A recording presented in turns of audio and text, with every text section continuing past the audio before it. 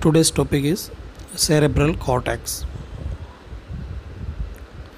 External features of cerebral cortex. It is also known as a cerebrum. Okay, so now this cerebrum consists of two cerebral hemispheres, and they are separated by medial longitudinal fissure. In lower part, the two hemispheres are connected by largest white commissure called corpus callosum. Structure: two cerebral hemispheres. Each hemisphere is divided into four lobes due to three fissure. It is also known as a sulci. So what are they? Central fissure or fissure of Rolando, lateral or salient sulcus, and parieto-occipital sulcus. So in this figure you can see there are four lobes: frontal lobe, parietal lobe, occipital lobe, and temporal lobe. Okay. So now this frontal lobe, it present in front of central sulcus. Okay. So this is central sulcus, arrow showing central sulcus, and above posterior ramus of lateral sulcus. Okay. So here lateral sulcus or salient sulcus. Okay. And it is concerned with the motor function. Frontal lobe is mainly responsible for motor function. Now parietal lobe. So this is parietal lobe. It lies between central sulcus and parieto-occipital sulcus. Okay. So this one is parieto-occipital sulcus and upper part of first imaginary line. Okay. So this is upper part of first imaginary line, and below it is separated from the temporal lobe by the posterior ramus of lateral sulcus, and its continuation, it is secondary imaginary line, and it is concerned with, parietal lobe is concerned with sensory function. Okay. So frontal lobe concerned with the motor function, parietal lobe concerned with sensory function. Then occipital lobe, it lies behind the parieto-occipital sulcus. Okay, so this one is parieto-occipital sulcus.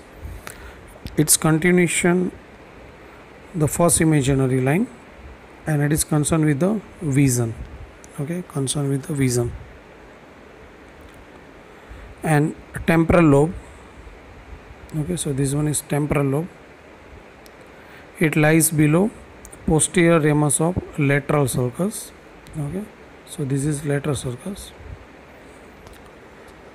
and its continuation, the second imaginary line. Okay, and behind it is separated from the occipital lobe by the lower part of first imaginary line. Okay, this is lower part of first imaginary line, and it is concerned with the hearing function. Okay, so four lobes: frontal lobe, parietal lobe, occipital lobe, and temporal lobe.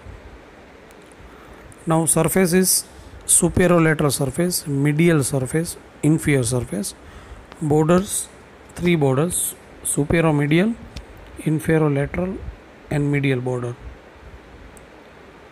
Now sulci and gyri. So cerebral cortex formed by sulci and gyri. So it is basically thin layer of gray matter. It is about 2 to 4 millimeter thick. So folds or convolution is known as a gyri, and intervening fissure is known as a sulci. And total surface area of cerebral cortex is 2200 centimeter square. So this area provide this type of structure, means infolding like structure, provide larger surface area. Now Brodmann's area. So according to Brodmann classification, cerebral cortex divided into approximately 50 area or 52 areas, numbered sequentially, although some regions have been subsequently subdivided and other are only present in non-human primates. Okay. So Brodmann area 1, 2 and 3, it is known as a primary somatosensory cortex, which is present in postcentral gyrus. It is mainly responsible for perception of sensation. Okay, so this is sensory area. Then Brodmann area number 4, it forms primary motor cortex present in precentral gyrus. It is responsible for discrete isolated movement on opposite half of the body, and it is responsible for execution of movements. Brodmann area 5, it is also known as a somatosensory association area present in superior parietal lobule. It is involved in processing of somatosensory information to produce movement. Brodmann area 6, premotor cortex area 1 and supplementary motor cortex area 2. Now this area 6, 1 and 2 coordinates the proximal and axial muscle during motor task and responsible for generating the idea for the movement. Brodmann area 7, it is also known as a visio-motor coordination area, present in superior parietal lobule. It processes visual information in order to produce not only movement but also arousal, attention and emotion. Brodmann area 8, also known as a frontal eye field area, involved in coordination of eye movement. Brodmann area 9, it is known as a dorsolateral prefrontal cortex. Brodmann area 10, it is anterior prefrontal cortex. Brodmann area 11 and 12, orbitofrontal area, includes orbital gyri, gyrus rectus, rostral gyrus and part of superior frontal gyrus. Area 13 and 16, it is insular cortex. Brodmann area 17 form primary visual cortex V1. Area 18, secondary visual cortex V2, and area 19, associate visual cortex V3, V4 and V5. Brodmann area 20, it is inferior temporal gyrus. 21, middle temporal gyrus. 22, superior temporal gyrus. Okay, so collectively it is known as the auditory association areas 20, 21 and 22. And this Brodmann area 22, it also known as a Wernicke's area. Brodmann area 23, 24, 28 and 33, cingulate gyrus. So area 24 is a part of Papez circuit which has an important role in genesis and control of emotion. And area 28, it is responsible for smell. It is also known as a smell area. Brodmann area 25, it is subgenual area. Area 26, it is ictospenial portion of retrospenial region of the cerebral cortex. And Brodmann area 27, piriform cortex. Area 34, dorsal otorhinal cortex. Area 35 and 36, perihinal cortex and ectohinal cortex. Brodmann area 37, fusiform gyrus, it is concerned with vision.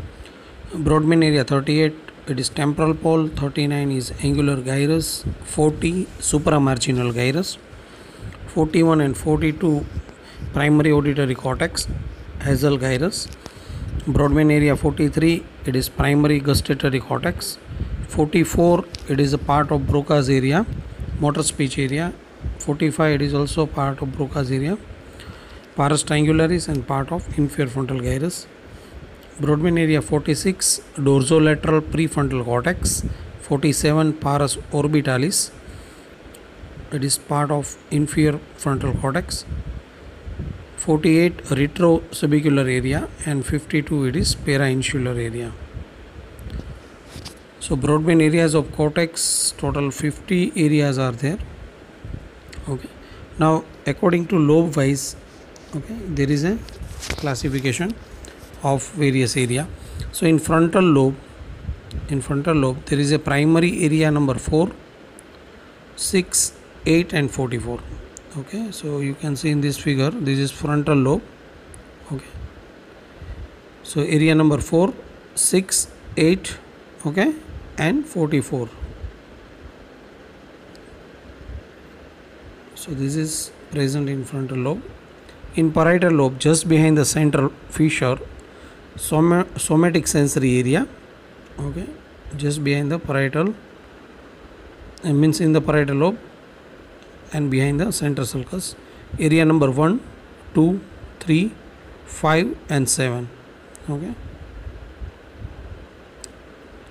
and area number 40. So it is present in parietal lobe. In temporal lobe, auditory area 41 and 42, inferior to auditory areas there are auditory association areas, numbers are 21, 20 and 22. In occipital lobe, primary and association visual area 70, 18 and 19, okay, which is present in occipital lobe.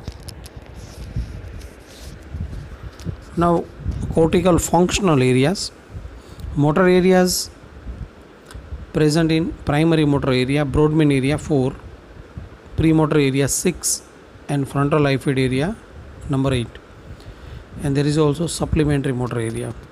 Sensory areas are primary somesthetic areas 3, 1, 2, secondary supplementary somesthetic area, somesthetic association area, Brodmann area number 5, 7 and higher association area number 40.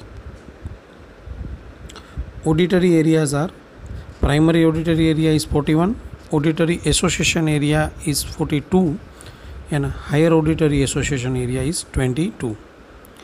Visual area, primary visual area number is 17, association areas 18 and 19. Speech areas, motor speech areas is known as a Broca's area, anterior area 44 and 45 and superior area. Sensory speech areas are area number 39, it is also known as a reading center, area 40 and area 22, it is known as a Wernicke's area.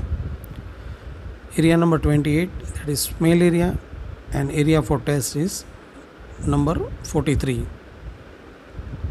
Okay.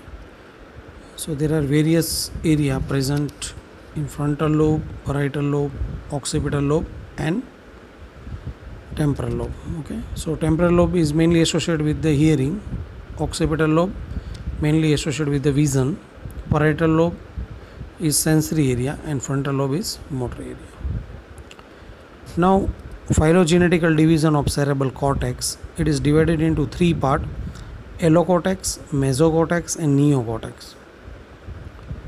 So allocortex is old cortex, it forms about 10% of entire cortex and it is further divided into archipelium, it is also known as an ancient cortex, it includes hippocampus and dentate gyrus, and paleopelium, it is also known as an old cortex, it comprises uncus and part of parahippocampal gyrus.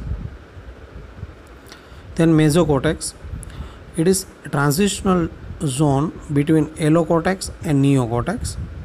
It comprises the cingulate gyrus and part of parahippocampal gyrus and subiculum.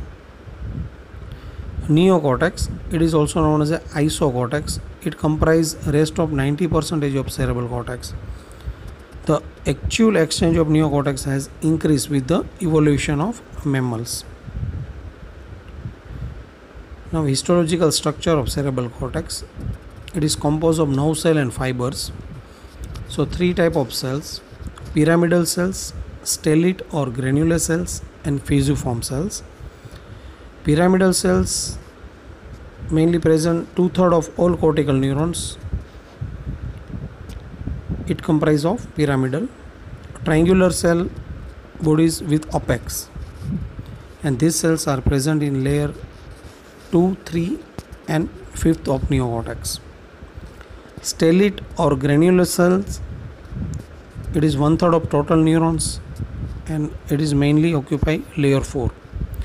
Fusiform cell, few in number, spindle shape, present in layer 6. So now layer or lamina of neocortex: molecular or plexiform layer, external granular layer, outer pyramidal layer, internal granular layer, inner pyramidal or ganglionic layer and multiform or polymorphic layer. Okay.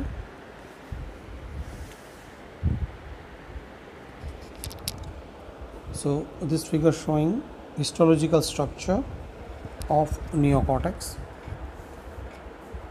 So first one is molecular layer. Okay. First one is molecular layer. So in molecular layer, mainly there is a nerve fibers dispersed with occasional horizontal cell. Okay. Transverse fiber derived from apical dendrites of pyramidal cells and axon of stellate cell. Okay. And Martinotti cells, they are the pyramidal cell with short axon of deeper layer. Okay. So this is transverse fibers in horizontal cell in molecular and plexiform layer. Second layer is external granular layer. Okay, it contains stellate cells or granular cells and lesser number of small pyramidal cells. Okay. Then layer number 3, it is outer pyramidal layer. Okay. Outer pyramidal layer. It consists of mainly pyramidal neurons, okay, and some stellate and basket cell. And the pyramidal cells are of two types. Small cell lie in superficial zone and medium size occupy the deeper zone. Then layer 4, it is known as the internal granular layer. This layer consists of densely packed stellate cell, and inner zone of this layer is transversed by prominent aggregation of transversely running fibers. They are known as an external band of Baillarger. Okay, external band of Baillarger. Then fifth layer is inner pyramidal ganglionic layer. Okay, this consists of a large or giant pyramidal cell, and it is specially developed in the motor cortex, where these cells are called giant cell or bed cells. Okay. Then layer 6, it is multiform or polymorphic layer, and this layer contains neuron of various size and shapes. Okay. So in this there is a modified pyramidal cells. Okay. There is a presence of modified pyramidal cells. Many spindle shaped cells called fusiform cells are present in this layer. Okay. And fifth layer is inner pyramidal or ganglionic. It contains giant cells, but it gets modified in multiform or polymorphic layer. Okay.